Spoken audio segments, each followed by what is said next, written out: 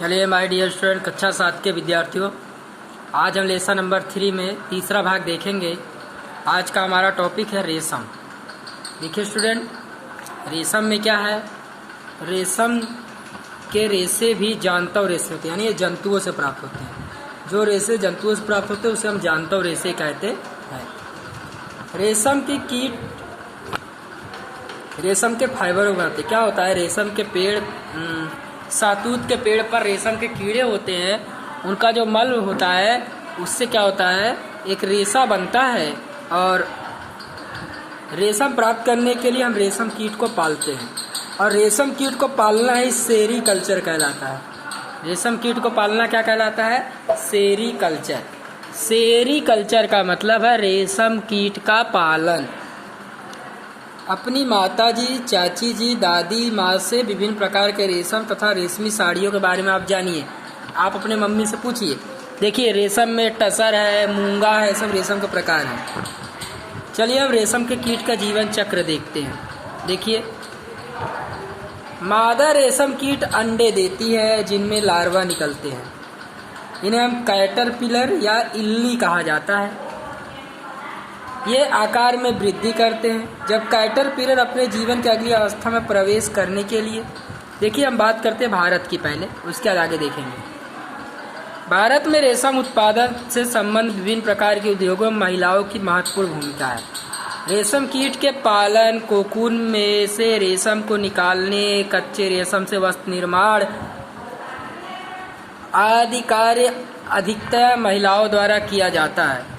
अपने उद्यम में वे राष्ट्र की अर्थव्यवस्था में महिलाएं महत्वपूर्ण योगदान दे रही है।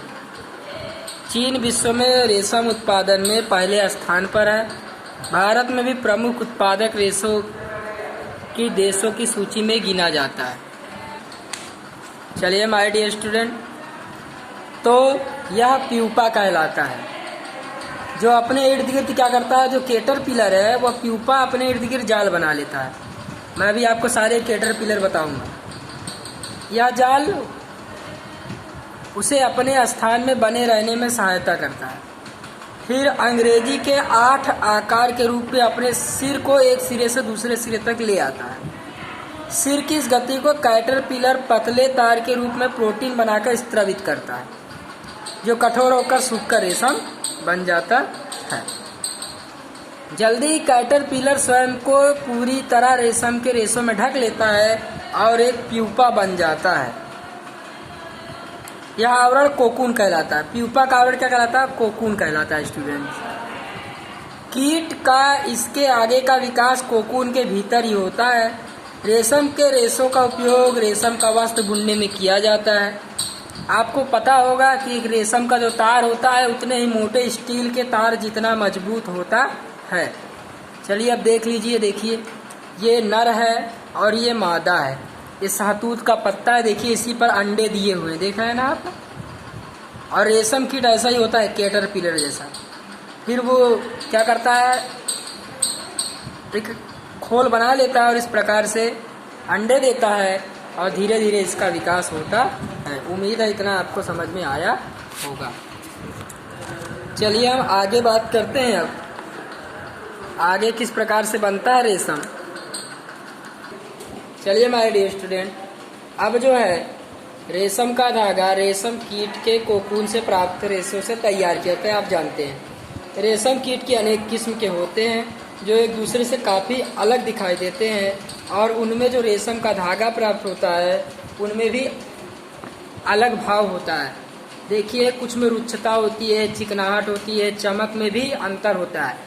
देखिए, रेशम में टसर है, मूंगा है, टसर रेशम, मूंगा रेशम, कोसा रेशम तथा अन्य प्रकार के विभिन्न प्रकार के रेशम होते हैं, और ये रेशम कीटों से काटे गए कोकून से प्राप्त किए जाते हैं।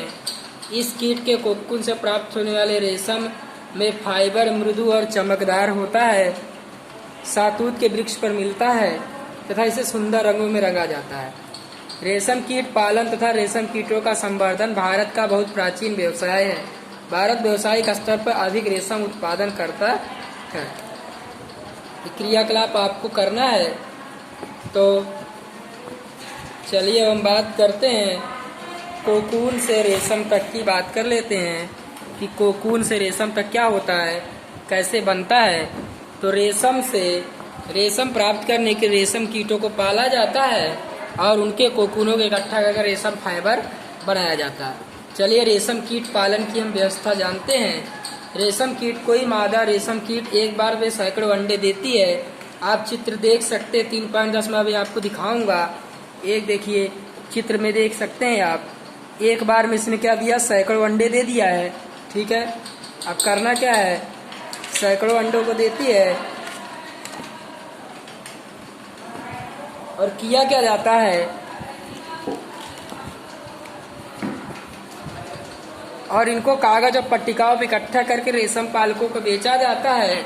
ये पालक किसान अंडों को उचित स्थान पर रखते हैं। अंडों को उपयुक्त तापमान पर गर्म रखा जाता है जिससे अंडों से लार्वा निकलता है, और ये जो लार्वा निकलता है इसे शहतूत का, ये देखिए शहतूत का वृक्ष है, इस पर क्या करते हैं, उगाते हैं और शहतूत की पत्तियों पर ये अंडे देते हैं और धीरे धीरे हमें ऐसा कोकून मिल जाता है। ठीक है स्टूडेंट, और 25 से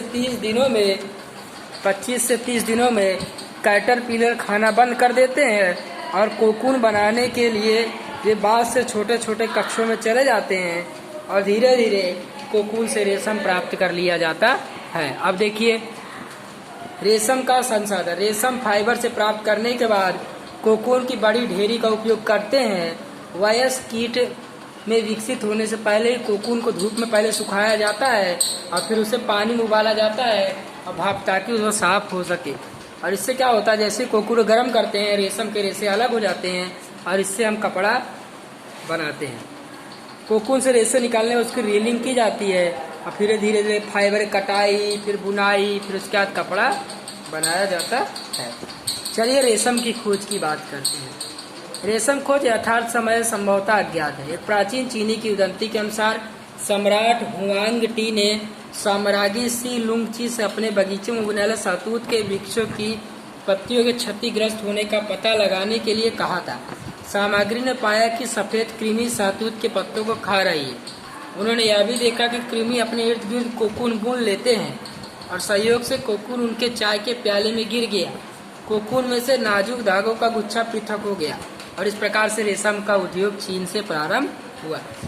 सैकड़ों वर्षों तक कड़ी निगरानी में इस रेशम उद्योग को रखा गया ताकि दूसरे देश इसे ना ले जाएं। और देखिए इस रेशम के व्यापार के लिए जिस रोड का चीन व्यापार करता था, जिस रास्ते का उपयोग करता था, उसे हम सिल्क रूट कहते हैं। उम्मीद है आपको ये वीडियो समझ में आया होगा। आज के लिए इतना ही। Thank you very much.